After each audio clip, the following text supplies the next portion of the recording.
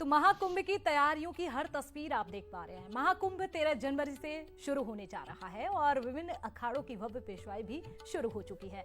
साधु संतों की ओर से तीर्थराज प्रयागराज में, जहां पर डेरा डालने के बाद आस्था की संगम नगरी अपने आध्यात्मिक चरम पर है। यहाँ पर राम नाम पिरोकर 40 से ज्यादा पेंटिंग भी बनाई गई है।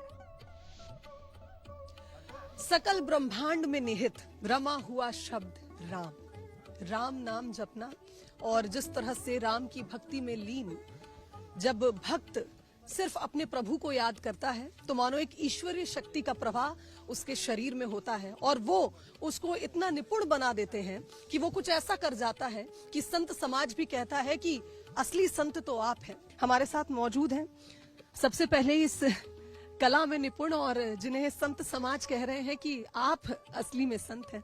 आपका नाम क्या है? जी, प्रतिभा पांडे।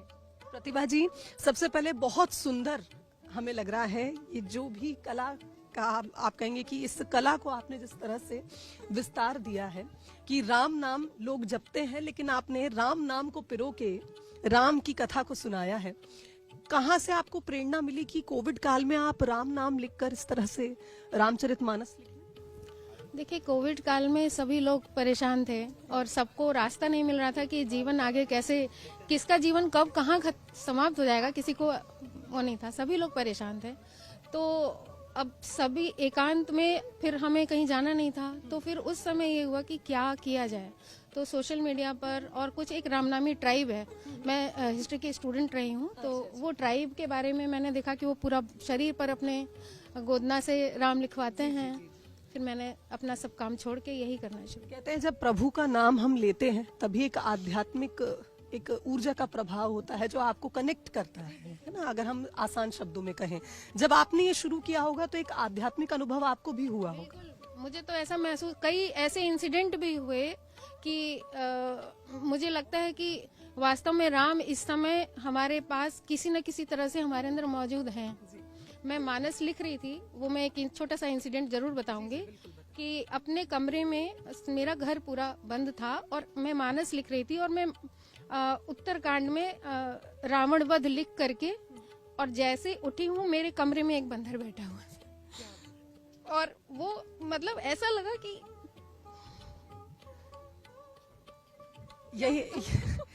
यही भक्ति है और हम देख पा रहे हैं आपके चेहरे पर कि एक जो आपका नहीं है। इन चीजों को बताने के लिए बहुत शब्द नहीं होते हैं, ये अनुभूति करने की, अनुभव करने की चीज है।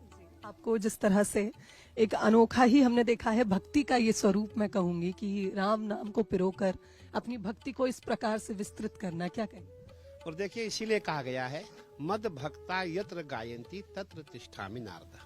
अभी लोग मुझे देख रहे हैं, बाबा है, बाबा के आशीर्वाद से मैं ठीक हो जाऊंगा, नहीं। मद भक्ता यत्र गायंती, मेरा भक्त जहाँ गुणगान करता है मैं वहीं प्रतिष्ठित होता हूँ। हमारी बहन ने कहा कि जब मैं लिख रही थी वाक्य आपने सुना जो आपने सुनाया, तो कहने का तात्पर्य है कि जब हम भगवान का गुणगान करते हैं, भजन करते हैं, ऐसा कार्य करते हैं जो बिल्कुल ही जो किसी ने नहीं किया हो। मैं समझता हूँ हमने इतने महाकुंभ किए हैं, हम हरिद्वार हो, उज्जैन हो, नासिक हो, प्रयागराज हो, हमने कभी भी ऐसी पेंटिंग नहीं देखी और ना आज तक किसी ने बनाई है। इसको देख के ऐसा लगता है कि मैं अपनी बहन को किन शब्दों में इनको मैं प्रशंसा करूँ, क्या कहूँ क्या नहीं कहूँ, बल्कि यही मैं कहूँगा कि आप साक्षात एक देवी है, ऐसी देवी है कि आपको हम जितना भी प्रशंसा करें उतनी कम है। और मैं अंत में यही कहूंगा कि आप कलयुग के हनुमान हैं।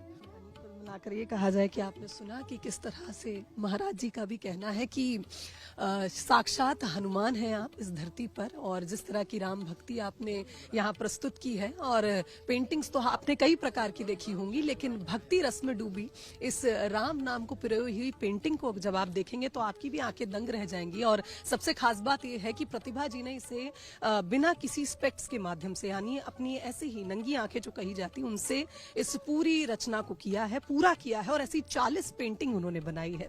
कैमरामैन सत्येंद्र के साथ मैं शुभांगी मिश्रा, बंसल न्यूज, प्रयागराज।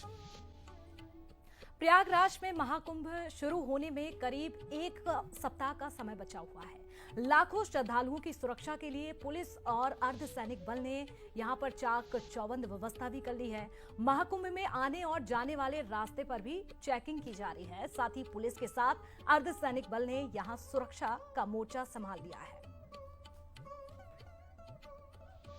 हमारी रैंडम चेकिंग लगातार चलती रहती है कि जो भी श्रद्धालु आ रहे हैं वो उनमें से कोई ऐसा संदिग्ध आदमी तो नहीं है जो कोई गतिविधि करना चाह रहा हो, संदिग्ध या कोई विस्फोटक तो नहीं है। तो हमारे साथ बीडीडीएस की टीम है, एसचेक की टीम है, बीडीडीएस के पास डॉग भी है। तो हम दोनों तरीके से चेकिंग कर रहे हैं, विजुअली भी कर रहे हैं और इंस्ट्रूमेंट्स के साथ भी कर रहे हैं। तो दोनों चेकिंग्स हो रही हैं हमारे कोऑर्डिनेशन के लिए, और इसको और हमारी जो सुरक्षा की दृष्टि से जो सीनियर अधिकारियों ने हमें इंस्ट्रक्शंस दिए हैं उसके अकॉर्डिंगली एक हमारी ड्रिल है, उस ड्रिल को हम रोज लगातार करते हैं।